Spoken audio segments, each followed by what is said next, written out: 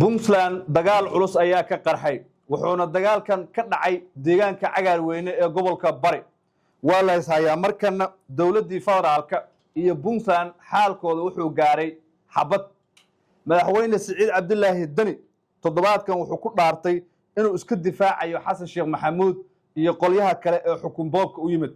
haddaba maxaa la isku hayaa saraakiil ayaa xilka laga qaaday kuwa kale ayaa loo dhiibay ubuucda khilaafka muxuu yahay waxaan si toos ah u tageynaa deegaanada Puntland waana kaaga waramaynaa waxaana khadka telefoon ku jira mid ka mid ah saxafiyiinta reer Puntland oo nooga waramayo goobta dagaalka uu ku dhacay siyaasad ahaan ama dagaalka halka uu ka dhacay siyaasadda la isku hayo iyo qodobo kale oo dhowr ah ugu horeyn soo dhawow dagaalkan dhacay xageebo si gaar uga dhacay muxuu khilaafka silka ku hayaa ilaa ay haddana khasaaraha muxuu leeyahay ما صرتها موسى deegaan lagu magacaabo cagaar weyne oo gobolka mudug ka tirsan markaana ay ku sugnaayeen ciidamada dawladda federaalka ee uu hogaaminayo jaamac sakar oo goordhow dawladda federaalka u magacaawday guutada konton iyo afraad amaba qaybta konton iyo afraad ee ciidanka xooga dalka waxaa weerarkaasi ku qaaday ciidamo dhinaca dawladda amaba dowlad goboleedka Puntland ka socda kuwaasoo dhinaca gobolka Bari ka yimid xuduudda u dhexeysa gobolka mudug sidoo kale gobolka Bari bar control oo ay in badan ku sugnaayeen ciidanka dowlad goboleedka Puntland dib weerarkii ay ku qaadeen ciidamada dowladda federaalka ayay dib ugu laabteen gobolka Bari iyadoo hadda caawadan la soo warinayo in ciidamo dowladda federaalka ay ku diyaarinayso deegaanka garsoor oo magaalada Gaalkacyo ka tirsan waxaana amarkaasi bixiyay taliyaha qaybta konton iyo afraad ee dowladda u magacaawday Puntland iyadoo labada dhanba hadda ay wadaan isku diyaarin in dagaal markaa uu dhici karo ayaana macquul ah sidoo kale booskii uu ka baxay jaamac sakar ciidamada gaarka u tababaran ee sanad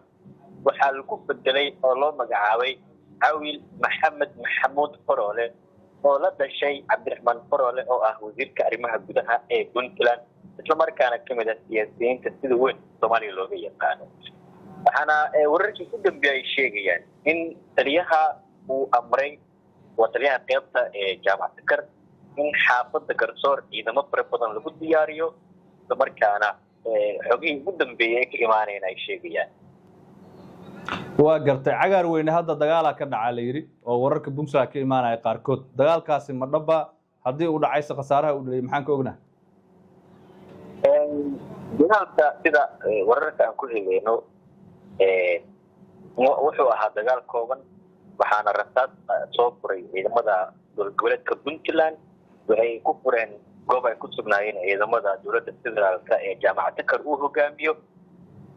rasaas leeso ay ahayd dagaal weyn ma uusan dhicin laakiin wax khasaare ahna lama soo warin waa gartay aad u kacsan tahay dagaal oo laga cabsada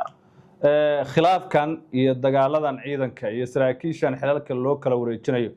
ma waxay salka ku hayaan khilaafkii u dhaxeeyay madaxweyne Xasan Sheekh Maxamuud iyo Siciid Dani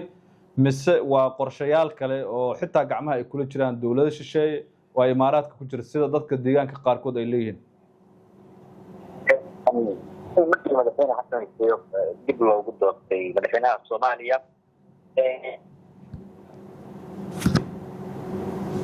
waxaana dagaalkaasi uu ka dhashay balamo oo madaxweyne Xasan Sheekh kaga baxay Siciid Dani oo ay ka mid ahaayeen in ra'iisul wasaare uu noqonayo xilligii doorashada lagu jiray waxaa intaa kadib markaa sii ballaartay isla markaana sida weyn yeeshay khilaafka Siciid Dani iyo Xasan Sheekh iyadoo dowladda ay sheegtay in cadaadis ay saartay dadka kale Puntland ay xiriirkii iyo shaqayntii ay joojisay lacago laga xanibay walow sanadihii amaba sanadkii u dambeeyay loo sii daayay lacago fara badan oo Puntland marka mashaariic ahaan ay u lahayd oo dowlad goboleedyada dowladdu ay siiso dagaalka hadda uu sii fiday madaxweyne Xasan Sheekh wuxuu doonayaa in dalka uu si xoog ah ku sii maamulo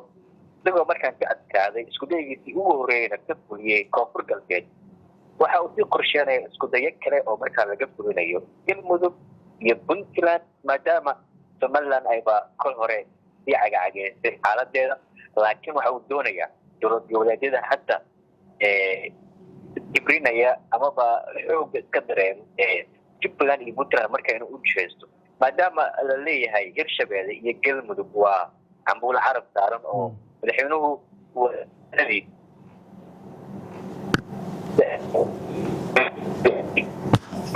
la leeyahay laakiin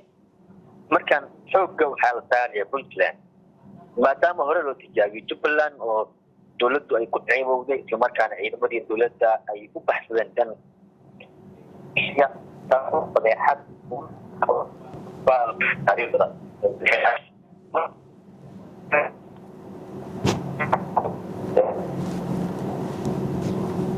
maamul goboleed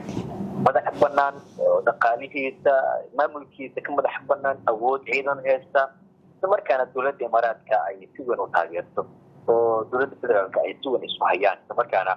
heshiisyadii dhammaan la kansalay marka waa dagaal weyn oo xasan sheekh iyo siciidani udhexeeya siciidani wuxuu taageero ka helayaa imaaraadka carabta halka madaxweyne xasan sheekhna uu taageero ka helayo dhinaca turkiga marka waa dagaal soomaaliya udhexeeya balse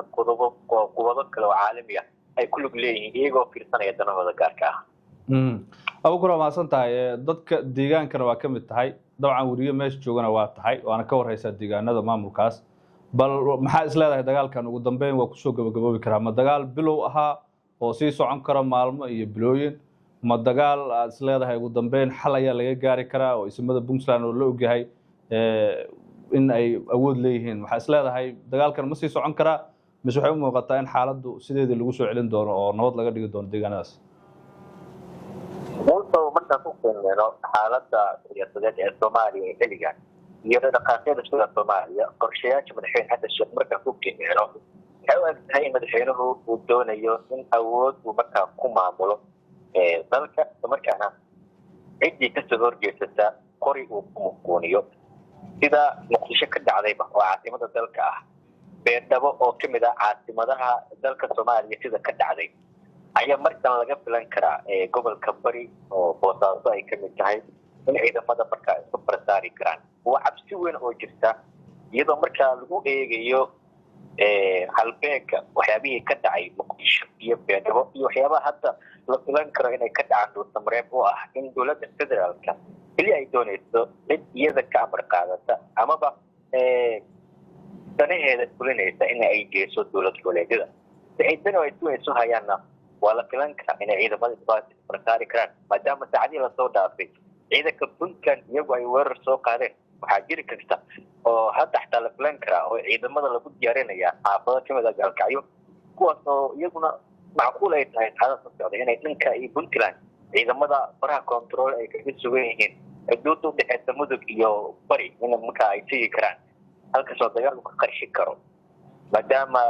tariyo weyn oo ciidanka danab oo kamid ah ciidamada sida gaarka u tababaran dhinaca dowladda uu soo goostay oo qayb kontoni afraad ee puntland ee ciidanka xoogga dib loo kiciyey maadaama sanado badan aan qaybtaasi aysan shaqeyneyn markaad fiiriso waxyaabihii u dambeeyey dhaqaaqyada hadda socda waa la filan karaa dagaal inuu dhaco hadiisan xaaladdu isbedel waa mahadsan tahay abuukar maxamed abuukar oo ka mid ah wariyaasha deegaanada puntland oo si toos ah khadka taleefonka igu warramayay wararkeena dambe